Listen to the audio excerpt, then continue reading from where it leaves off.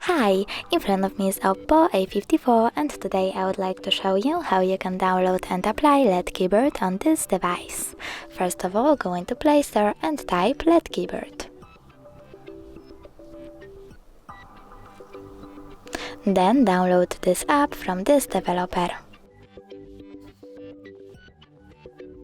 Open it.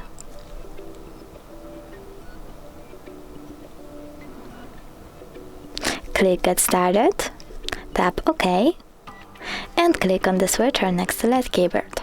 Then choose Activate, tap on Input Options and select LED keyboard one more time as your current one. Over here, pick one of the options about your ads and tap on the keyboard that you like the best. I will go with that one, so now when I click on it, I have to close an ad and click Get Theme. Now when I go back and try to access my keyboard, I can see that LED one was successfully applied. Thanks so much for watching. If you enjoyed this video, don't forget to leave a like, comment and subscribe. Bye!